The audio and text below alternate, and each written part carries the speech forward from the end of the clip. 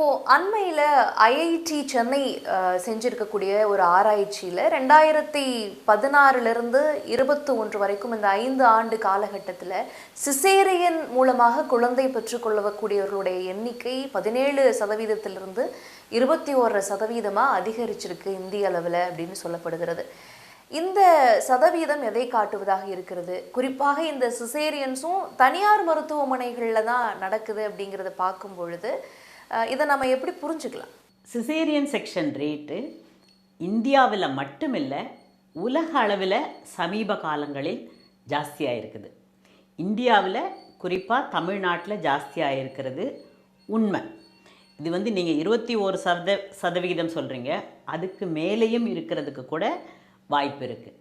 இது தனியார் மருத்துவமனைகளில் மட்டுமல்ல, ஹை ரிஸ்க் ப்ரெக்னன்சிஸ், இந்த ரெஃபரல் ஹாஸ்பிட்டல்ஸ், இப்போ நீங்கள் கவர்மெண்ட்டில் எடுத்துட்டிங்கன்னா கோஷா ஹாஸ்பிட்டல், எக்மோர் ஹாஸ்பிட்டல்லாம் மற்ற சின்ன மருத்துவமனைகளில் அவங்களால சமாளிக்க முடியாத பேஷண்ட்ஸை அங்கே ரெஃபர் பண்ணும்போது அவங்களுக்கு வர பேஷண்ட்ஸே நிறைய ஹை ரிஸ்கோடு வருவாங்க.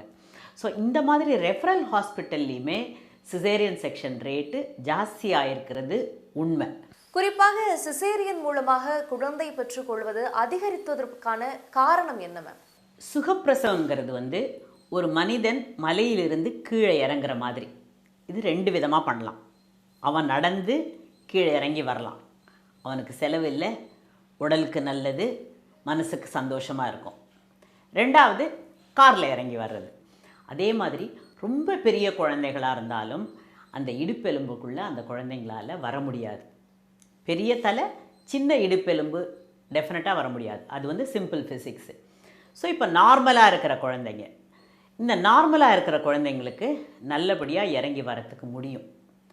ஆனால் விருப்பம் இல்லைன்னு வச்சுக்கோங்க, நான் கஷ்டப்பட்டு நடந்து வரணும், நான் காரில் போகிறேன் அப்படின்னு சொன்னால் நீங்கள் என்ன பண்ணுவீங்க? ஆட்டோமேட்டிக்காக நீங்கள் அந்த ஹெல்ப்பை கொடுக்க வேண்டியிருக்கு.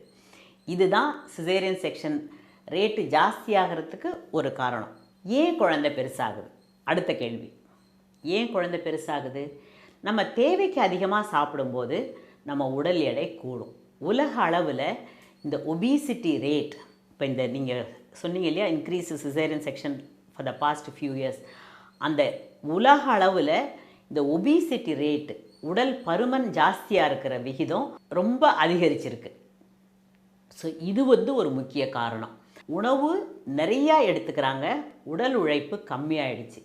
அந்த மாதிரி சமயத்தில் நம்ம உடல் பருமனாகும், குழந்தையோட எடை கூறும், உடல் வளைந்து கொடுப்பது. சுகப்பிரசவத்துக்கு உடல் அந்த வலியை தாங்கக்கூடிய சக்தி இருக்கணும், அந்த உடல் வளைந்து கொடுக்கணும். இது 2ம் ஆகிறதில்லை. இது ரொம்ப ரொம்ப முக்கியமான காரணம் சிசேரியன் செக்ஷன் ரேட்டு ஜாஸ்தியாகிறதுக்கு. இன்னொரு விஷயம், இப்போ ஏஆர்டி, ஆர்டிஃபிஷியல் ரீப்ரொடக்டிவ் டெக்னிக்ஸ், இப்போ டெஸ்ட் டியூப் பேபி மேலெல்லாம் குழந்தை பெற்றுக்கிறது நிறைய ஆயிடுச்சு. இந்த டெஸ்ட் டியூப் பேபி மூலம் குழந்தை பெற்றுக்கிறவங்கெல்லாம் மோஸ்ட்லி ஒரு எக்ஸசைஸும் செய்ய மாட்டாங்க. ப்ளஸ் அவங்களுக்கு ஒரு 10 வருஷம் 15 வருஷம் கழித்து கரு உண்டாயிருக்கும்போது அதை சேஃபாக நல்ல நேரத்தில் எடுத்துடணும் அப்படின்னு சொல்லிட்டு ஆல்மோஸ்ட் ஒரு 90% என்ன பண்ணுவாங்க, எங்களுக்கு சிசேரியன் பண்ணிவிடுங்க அப்படின்னு சொல்லுவாங்க. நாங்களுமே அது ஹை ரிஸ்க்காக இருக்கும்போது சிசேரியனுக்கு போகிறது பெட்டர் தான், அதை செய்து கொடுத்துருவோம்.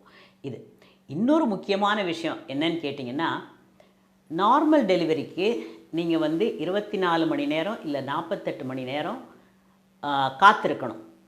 அப்போது குழந்தையும் மானிட்டர் பண்ணும், தாயும் மானிட்டர் பண்ணும்.